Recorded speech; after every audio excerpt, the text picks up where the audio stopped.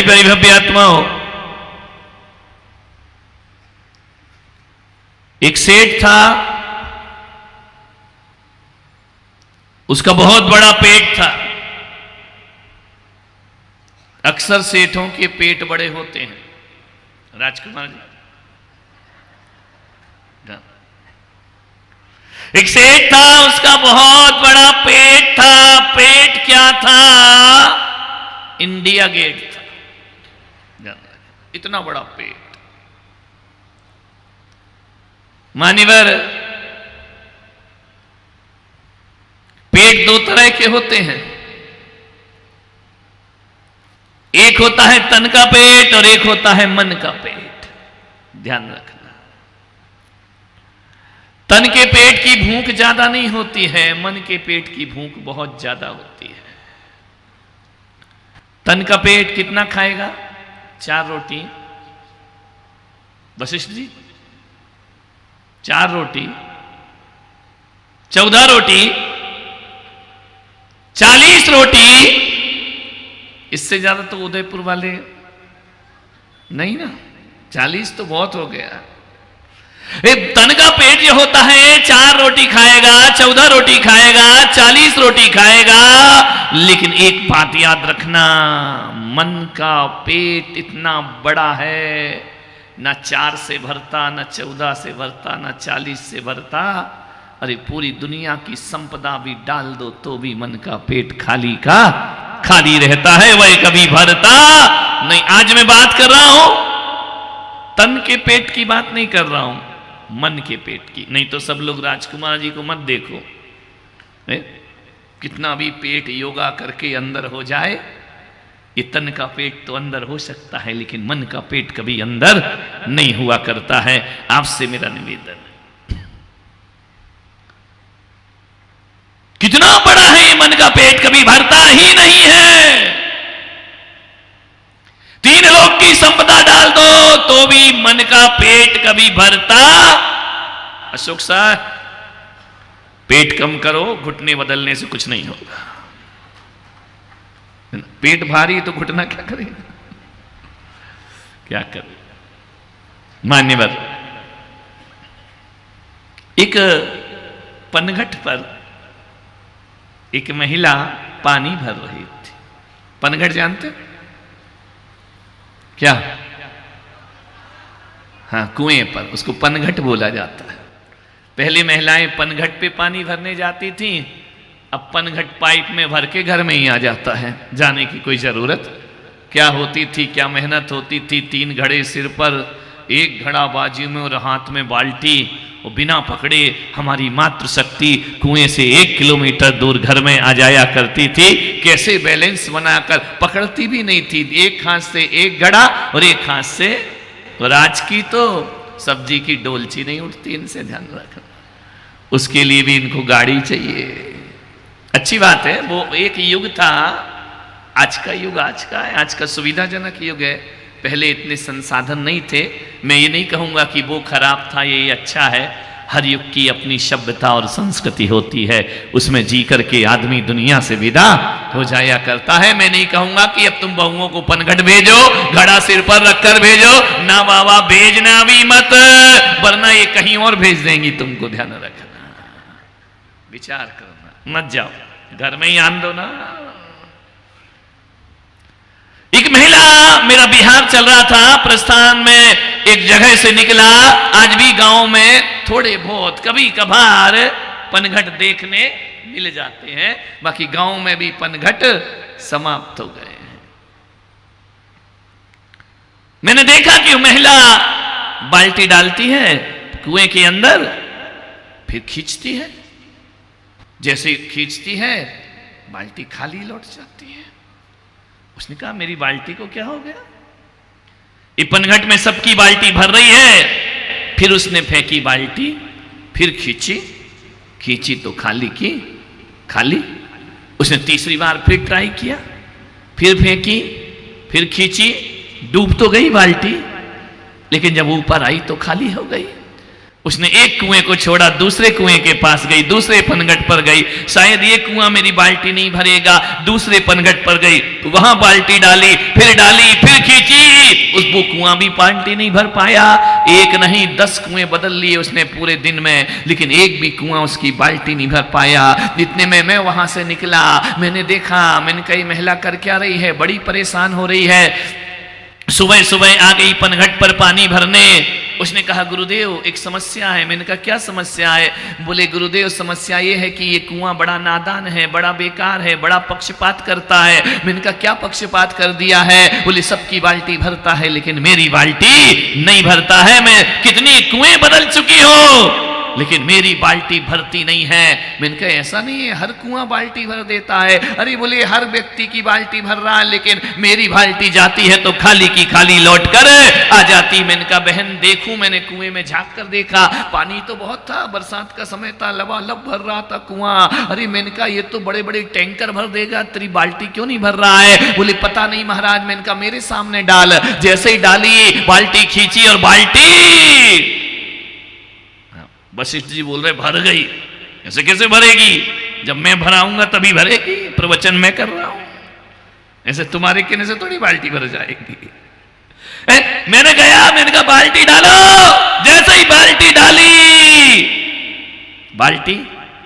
बाल्टी बोलो भरे या खाली?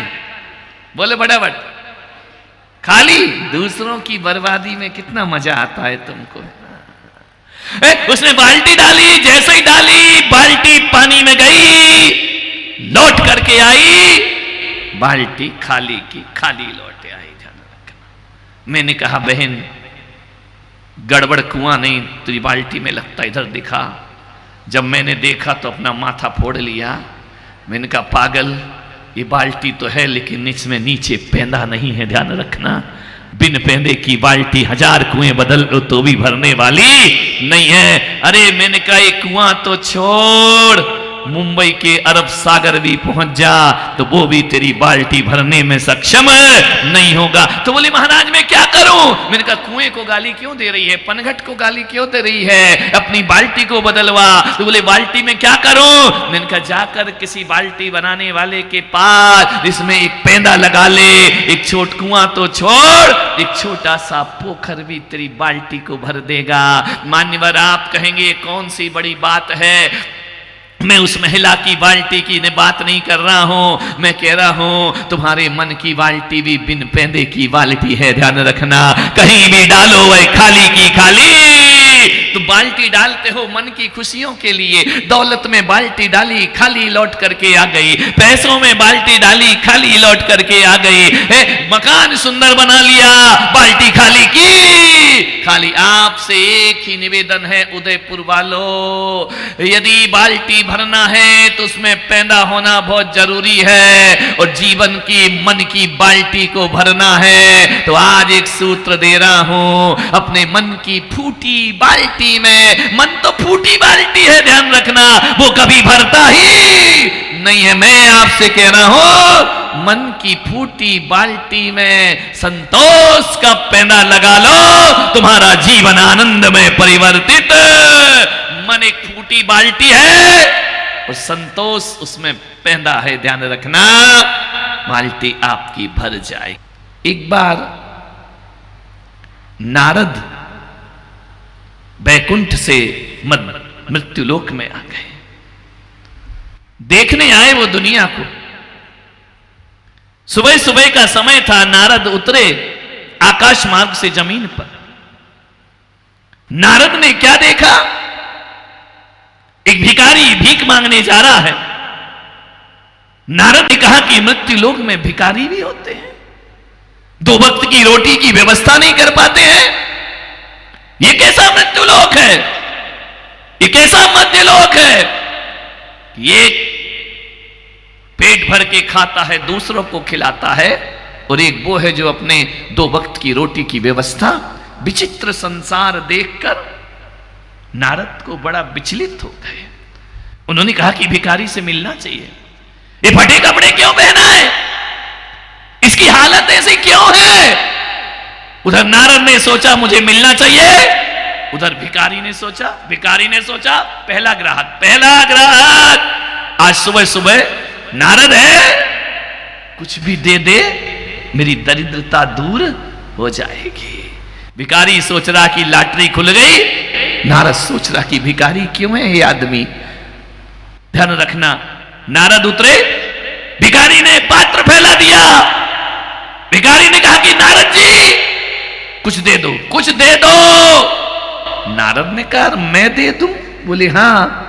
बोली आप पहले हो, देखो नारद जी प्लीज मना मत करना, देखो मेरी बोहनी मत बिगाड़ना सुबह सुबह।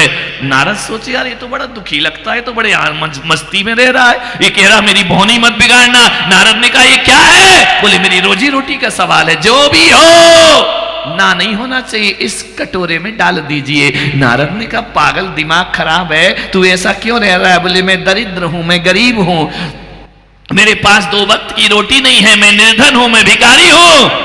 नारद ने कहा ऐसा क्यों है? बोले बदकिस्मती है मेरी। नारद को दया आ गई, संत हृदय नवनीत समाना। संत का हृदय पिघल गया, उसने कहा नहीं ये गरीब है, दरिद्र है। तो नारद ने कहा क्या करना है? बोले भिखारी बोला कुछ नहीं करना है, मेरे को बस थोड़ा सा दे दो, आज की व्यवस्था हो जाए। नारद ने कहा बस आज की व्यवस्था? बोले बस आज की व्यवस्था हो जाए, ज्यादा मुझे नहीं चाहिए। नारद ने कहा यार बड़े बड़े अमीर कहते हैं और दे दो, भिखारी कह रहा बस आज की व्यवस्था दे दो, कल का हमें कोई मतलब नहीं है। नारद ने कहा यार मैं तेरी जन्म जन्म की दरिद्रता मिटा दूं तो भिखारी ने कहा नारद जी देखो बड़ी लंबी चौड़ी नेताओं जैसी बात करने से कोई मतलब नहीं है, आश्वासन देने से कोई मतलब नहीं है। मैं तो इतना चाहता हूं सीधा सच्चा आदमी हो, ये जो मेरा कटोरा है इसे भर दो, मेरा आज का दिन गुजर जाएगा, मुझे 100 साल की व्यवस्था नहीं करना है। नारद ने कहा बस कटोरा? बोले हाँ कटोरा भी इतना सा? अरे नारद ने कहा ये तो कोई भी भर देगा, पारस सिंह भी के पास चले जाओ वही भर देगा, मेरे सामने काहे को तू कटोरा फैला रहा है? विनोद के पास, अशोक के पास, नीलकमल के पास, शांतिलाल के पास, जहां जहां वो भर देगा, इतने से कटोरे के लिए मेरे पास आया है।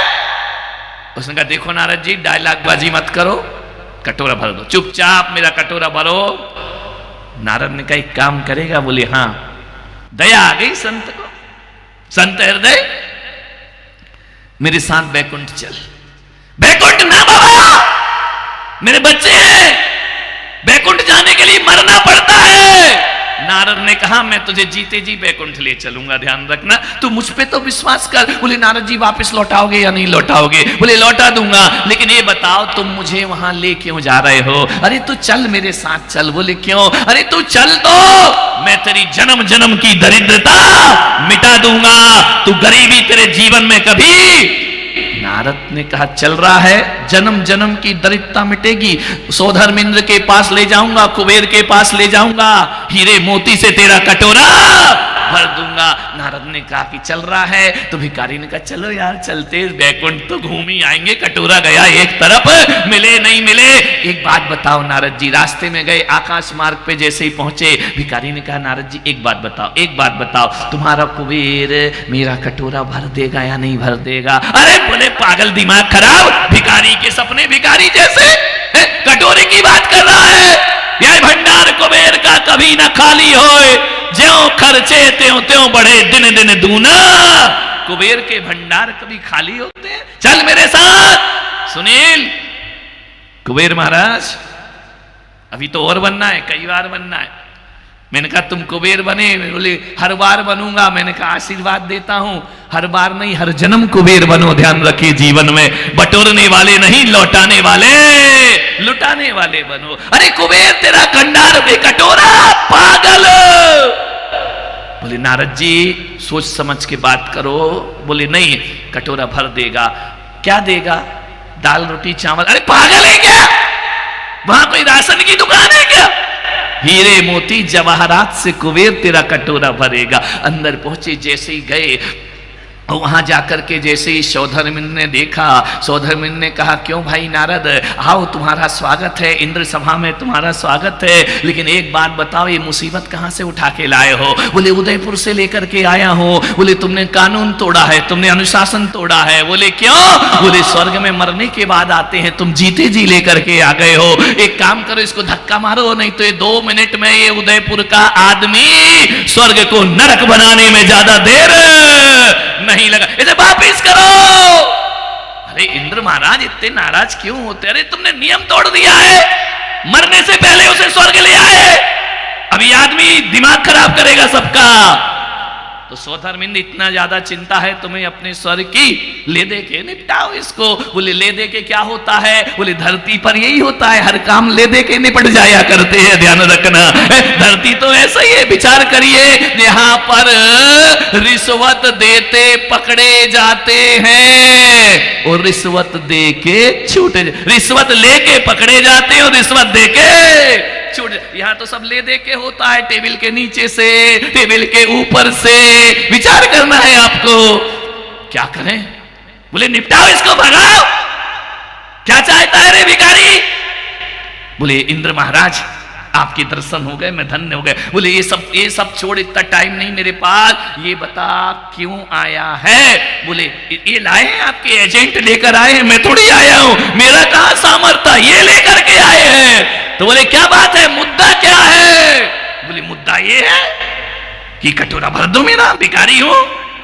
धत तेरे की। बोले नारद यार तुम्हारा दिमाग खराब है, इतने से कटोरे के लिए इसको यहां उठा के ले आए? अरे भर दो कुछ भी, क्या चाहिए रे बोल। बोले मुझे तो रोटी चाहिए, दाल चावल चाहिए, और क्या चाहिए? बोले पागल भिखारी, इतनी भी अकल नहीं है, स्वर्ग में दाल रोटी मांग रहा है, यहां तो अमृत वर्षा करता है। सौधर्मिंद ने कहा जाओ कुबेर, आज्ञा है, भर दो कटोरा हीरे मोती से। उसने कहा इंद्र महाराज इतनी जल्दबाजी मत करो, मैं मृत्युलोक से आया हूं, ये भर दोगे या नहीं? बोले भिखारी कहीं का। नारद यार तुम कैसा आइटम उठा लाए हो?